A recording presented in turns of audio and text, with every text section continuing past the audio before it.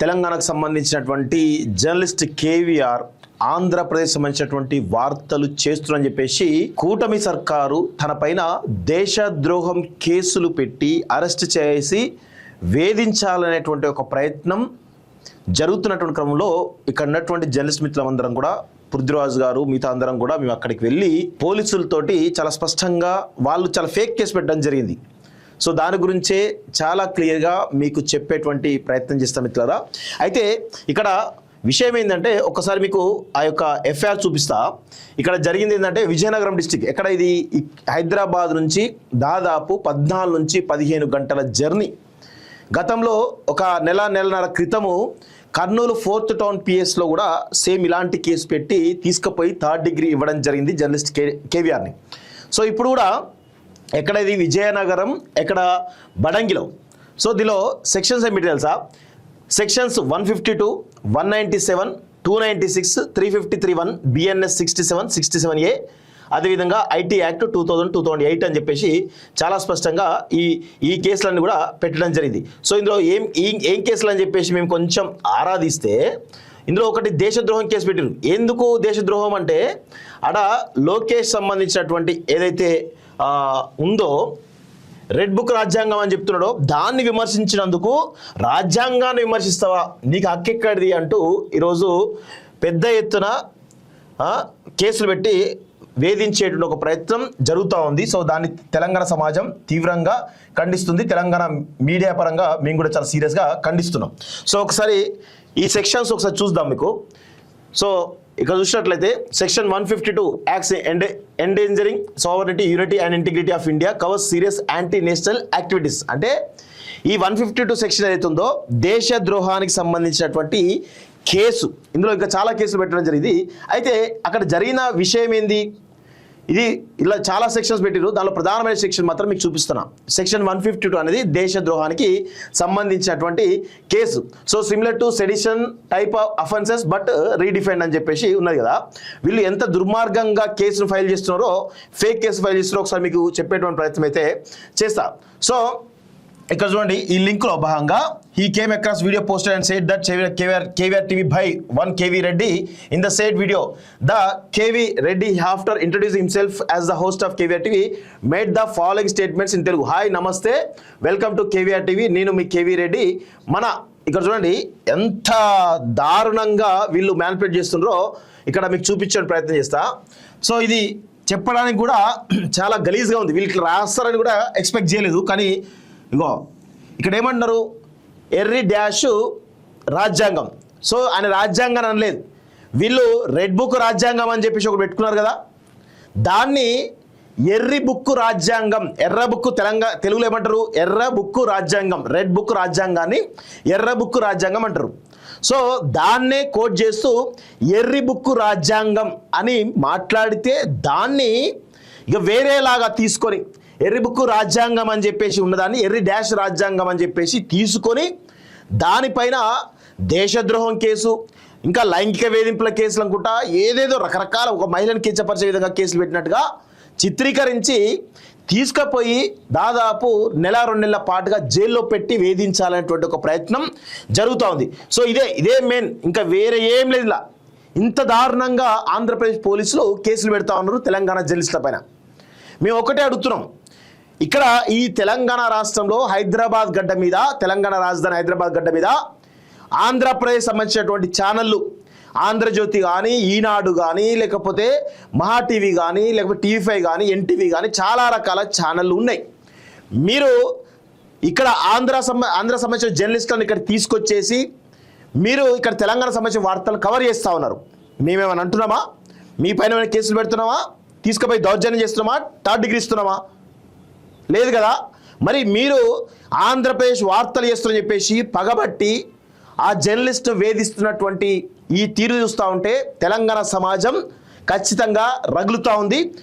చంద్రబాబు నాయుడు, పవన్ కళ్యాణ్, లోకేష్, ముఖ్యంగా లోకేష్, నువ్వు నిజంగా ఎంత ఎడ్డి గాడి అంటే అర్థమవుతుంది, చాలా స్పష్టంగా అర్థమవుతుంది. ఒక ఎడ్డి నా కొడుకు అని అర్థమవుతుంది. నువ్వు ఇలాంటి చిల్లర మల్లర ఆ కేసులు పెట్టి వేధిస్తామంటే తెలంగాణ సమాజం ఊరుకోదు బిడ్డ, గుర్తుపెట్టుకోండి. మిమ్మల్ని ఎట్టి పరిస్థితుల్లోనూ ఎట్టి పరిస్థితుల్లో ఇలాంటి వాటిని మేము ఎట్టి పరిస్థితుల్లో ఊరుకోం. తెలంగాణ గడ్డ అనేది పోరాటాల గడ్డ. మీలాంటి నాయకులు, చంద్రబాబు లాంటి ఒక నరరూప హంతకులను ఎంతోమందిని చూసింది. మీరు ఆనాడు 1994 టైంలో బెల్లి లలితను 17 ముక్కలు చేసినాం కదా, గద్దర్ ఛాతిలో 6 బుల్లెట్లు తీర్చాం కదా అని ఇప్పుడు అనుకుంటే పొరపాటు. అప్పుడు కథ వేరు, ఇప్పుడు కథ వేరు. మీరు ఆ విధంగా ఇంకా వేధింపులకు గురి చేసి అట్లే ఫేక్ ఎన్కౌంటర్ చేస్తాం, 3rd డిగ్రీ ఇస్తాం, ఇది మా ఇష్టం వచ్చిన చేస్తామంటే మీ ఇష్టం వచ్చినట్టు మీ రాష్ట్రంలో వేసుకోండి. కానీ తెలంగాణలో ఒక తెలంగాణ జర్నలిస్ట్ పైన ఇష్టం వచ్చినట్టు 3rd డిగ్రీ ఇస్తామంటే ఎవడు కూడా ఊకోడు. ఇక్కడ బరాబర్ తిరగబడతారు. నేను ఒకటే చెప్తున్నాను, రేవంత్ రెడ్డి గారికి కానీ లేకపోతే డీజీపీ గారికి కానీ మేము ఒకటే స్పష్టంగా చెప్తున్నాం. ఎవరైతే ఏపీ నుంచి వచ్చినటువంటి పోలీసులు ఎవరైతే ఉన్నారో వాళ్ళు తెలంగాణలో ఉన్నటువంటి జర్నలిస్టులను కానీ వ్యక్తులను కానీ అరెస్ట్ చేసినట్లయితే కన్సర్న్ పోలీస్ స్టేషన్కి సమాచారం ఇచ్చి అక్కడ ఉన్నటువంటి సిఐ ఆధ్వర్యంలో కానీ అక్కడ ఉన్నటువంటి ఎస్హెచ్ఓ ఆధ్వర్యంలో కానీ అరెస్ట్ చేయాలి. ట్రాన్సిట్ ఆర్డర్ తోటి జీడీలో ఎంటర్ చేయాలి. కానీ పోలీసులు, ఆంధ్రప్రదేశ్ సంబంధించిన పోలీసులు ఇక్కడికి వచ్చి ఎలాంటి డ్యూ ప్రొసీజర్ ఫాలో కాకుండా, చట్టాన్ని గౌరవించకుండా పక్క రాష్ట్రంకి వెళ్ళి ఈరోజు అరెస్ట్ చేస్తున్నామంటే అక్కడ కనీసం అంటే ఒక ప్రొసీజర్ ఫాలో కావాలి.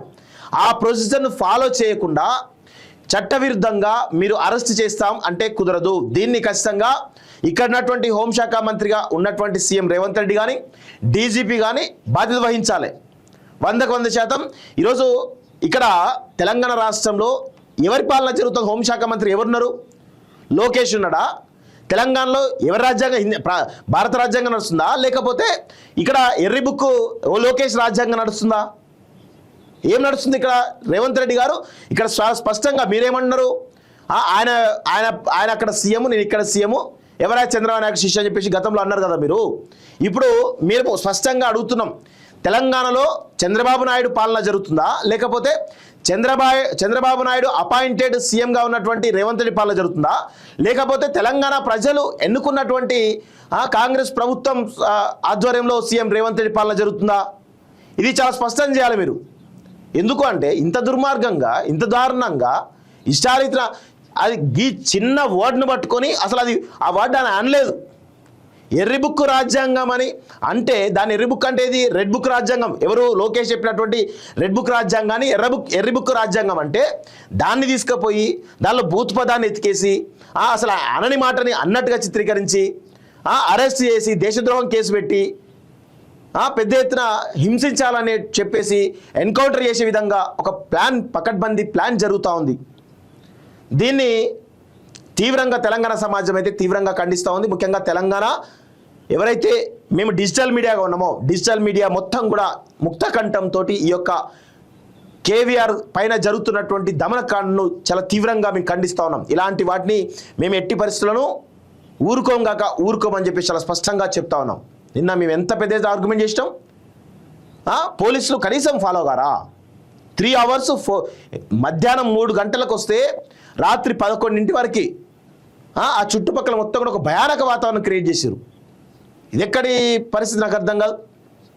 నిన్న మళ్ళీ మీరు మొత్తం ప్రెజర్ చేయంగా నోటీస్ ఇచ్చి పంపి ఇవాళ తీసుకుపోతామని చెప్పేసి అంటా ఉన్నారు. ఇవాళ తీసుకపోయి ఏం చేస్తారు? ఎన్కౌంటర్ చేస్తారా? 3rd డిగ్రీ ఇస్తారా? ఎంత తెలివిగా చూడండి. ఈరోజు ఫ్రైడే రోజు తీసుకుపోయి సాటర్డే సండే హరాస్ చేసేసి 3rd డిగ్రీ ఇచ్చేసి మండే రోజు కోర్టులో ప్రొడ్యూస్ చేసి మళ్ళీ బెయిల్ రాకుండా చేద్దామంటే ఒక ప్రయత్నం చాలా బలంగా జరుగుతూ ఉంది. ఎంత తెలివిగా బిహేవ్ చేస్తారో చూడండి. ఇప్పుడు ఒకవేళ ఆయన మాటల్లో కనుక తప్పు ఉంటే మీరు కేసులు పెట్టుకోవాలి, దానికి సంబంధించిన సెక్షన్లు పెట్టుకోవాలి, తప్పేమి లేదు.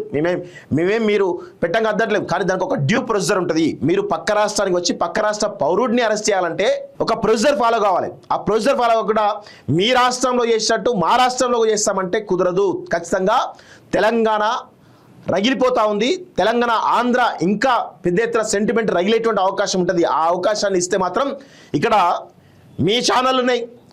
ఈరోజు చంద్రబాబు నాయుడు, అదేవిధంగా లోకేష్, అదేవిధంగా ఇటు పవన్ కళ్యాణ్, అందరి ఆస్తులు కూడా ఇక్కడే ఉన్నాయి. అందరి కథలు ఇక్కడే ఉన్నాయి. వీకెండ్స్ కాగానే ఇక్కడికి వచ్చి మీరు ఉంటారు. మీకు సెక్యూరిటీ ఇచ్చే తెలంగాణ పోలీసులు ఇంత దుర్మార్గంగా వ్యవహరిస్తా అంటే ఖచ్చితంగా తెలంగాణ సమాజం ఊరుకోదనే విషయం గుర్తుపెట్టుకోవాలి. మీరు ఖచ్చితంగా ఈ గడ్డ మీద తిరుగుతా ఉన్నారు, ఈ గడ్డ మీద స్వేచ్ఛగా ఉంటున్నారు. మేము ఎవరిని కూడా ఏ ఆంధ్ర వాళ్ళని కూడా కనీసం ఒక మాట కూడా పల్లెత్తు మాట కూడా అనట్లేదు. స్వేచ్ఛగా జీవించుకోమని చెప్పేసి మేము చెప్తా ఉన్నాం. ఎవరిని కూడా మేము వేరు చేయట్లేదు కదా. మీరు కనుక తెలంగాణ జర్నలిస్టుల పైన కనుక మీరు ఇష్టారీతిన ఎట్లానే చేస్తామంటే బరాబర్ ఈ తెలంగాణ మీద అస్తిత్వం మీద దాడిగా చూస్తాం.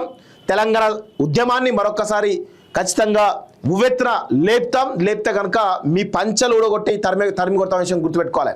మిమ్మల్ని తరిమి ఆంధ్రప్రదేశ్ బార్డర్ వరకు తరిమి కొడతాం బిడ్డ, గుర్తుపెట్టుకోండి. ఇంకా ఇట్లాంటి తమాషాలు చేస్తా అంటే కుదరదు ఇక్కడ. ఏమయ్యా లోకేష్, ఏంది నీదేంది, నీ దౌర్జన్యం ఏంది, నీ రౌడీజం ఏంది తెలంగాణ మీద? చూసుకుంటే నువ్వు ఆంధ్రప్రదేశ్ చూసుకో. మీ చిల్లర రాజకీయాలు మీ దగ్గర చూసుకోండి. ఎంత దుర్మార్గం చేస్తారా మీ రాజకీయాలు, చిల్లర రాజకీయాలు, తుచ్చ రాజకీయాలు మీరు చూసుకోండి. అవి మాకేం అవసరం లేదు. చంద్రబాబు నాయుడు భార్య పైన వైఎస్ఆర్సీపీ వాళ్ళు, వైఎస్ఆర్సీపీ భార్య జగన్ భార్య పైన టీడీపీ వాళ్ళు, లోకేష్ భార్య పైన వైఎస్ఆర్సీపీ వాళ్ళు. ఏంది ఇదంతా చిల్లర రాజకీయాలు? రాజకీయాలు అంటే ఉన్నతంగా ఉండాలి, విలువలు గల రాజకీయాలు చేయాలి. భార్యల్ని కూతుళ్ళని తీసుకొచ్చేసి ఇష్టారీతిన ట్రోల్ చేసుకుంటా అదొక రాజకీయమా? ఆడోళ్ళని ముందు పెట్టి ఆడంగి రాజకీయాలు చేస్తున్నారని నాకు అర్థం కాదు. ఇదా మీరు చేసేటువంటి రాజకీయం? ఇవా మీ రాజకీయ విలువలు? తెలంగాణలో చూడు బాగా చెప్తాగా, తెలంగాణలో ఎంత నీతివంతమైన రాజకీయాలు జరుగుతుందో చూడండి. కాంగ్రెస్ పార్టీ మధ్య, వైఎస్ఆర్సీపీ మధ్య, లేదంటే బీజేపీ మధ్య, కమ్యూనిస్టుల మధ్య ఆరోగ్యకరమైనటువంటి విమర్శలు చేస్తూ ఉంటారు. ఎవరు కూడా నోరు అదుపు తప్పరు. ఎవరు కూడా కనీసం ఒక కుటుంబాలను తీసుకొచ్చి ఎవరు బదనం చేయరు, ఎవరు ఇన్సల్ట్ చేయరు. ఏమైనా ఉంటే రాజకీయంగా చూసుకుంటారు, అంతేగాని చిల్లరమల్ల రాజకీయాలు చేయరు ఇక్కడ. చిల్లరమల్ల విమర్శలు చేయరు ఇక్కడ. చేస్తే తాట తీస్తాం. పౌర సమాజంగా ఒక్కొక్క నాయకుడు తాట తీస్తాం. మీరు చేస్తే ఇష్టమచ్చ చేసుకోండి. మీ తుచ్చ రాజకీయాలు, నీచ రాజకీయాలు, లుచ్చ రాజకీయాలు చేసుకోండి. కానీ తెలంగాణ జర్నలిస్టుల మీదకి వచ్చి మీరు దౌర్జన్యం చేస్తా అంటే మాత్రం తెలంగాణ సమాజం వదిలిపెట్టదనే విషయం గుర్తుపెట్టుకో. తెలంగాణ ఉద్యమం మళ్ళొక్కసారి ఉరకలెత్తుంది. ఉవ్వెత్తున పోతే మాత్రం బిడ్డ ఈ హైదరాబాద్లో మీరు ఉండరు అనే విషయం గుర్తుపెట్టుకోవాలి. ప్రతి ఒక్క మూలాలు మీద ఇక్కడే ఉన్నాయి, మీ ఛానల్ ఇక్కడే ఉన్నాయి, మీ ఆస్తులు ఇక్కడే ఉన్నాయి, మీ టీడీపీ పార్టీ ఆఫీస్ కూడా ఇక్కడే ఉన్నాయి, అన్ని ఇక్కడే ఉన్నాయి, గుర్తుపెట్టుకోండి. మీరు మా పైన దౌర్జన్యం ఇప్పటి వరకు తెలంగాణ వచ్చి 12.5 సంవత్సరాలు అవుతోంది. ఇంతవరకు ఏ ఒక్క ఆంధ్ర ఆస్తుల పైన కానీ, ఆంధ్ర వాళ్ళ పైన కానీ, ఆంధ్ర సంబంధించినటువంటి వేటిపైన కానీ మేము వివక్ష చూపలేదు, దాడులు చేయలేదు. అది మా సంస్కృతి. మీరు మా జర్నలిస్టుల పైన దాడులు చేస్తాం, థర్డ్ డిగ్రీ ఇస్తాం, ఎన్కౌంటర్ చేస్తామంటే బరాబర్ మీరు ఎట్లా చేస్తున్నారో దానికి రివర్స్గా మేము కూడా చేయాల్సిన అవసరం ఉంటుంది అనేది గుర్తుపెట్టుకోవాలి. చాలా దారుణంగా ఉంటుంది పరిస్థితి. కోలుకోలేరు మీరు, గుర్తుపెట్టుకోండి. చంద్రబాబు నాయుడుకు, లోకేష్కు చాలా సీరియస్గా చెప్తున్నాం. ఇది మంచి పద్ధతి కాదు, మానుకోండి. ఈ చిల్లర మల్లర ఉంటే మానుకోండి. సో ఇది పరిస్థితి. ఇదంతా అదే ఎంత ఫాల్స్ అలిగేషన్స్ పెట్టి ఇంత దారుణంగా కేసులు పెడతారా? ఎవడా చెప్పింది ఇట్లా కేసులు పెట్టమని?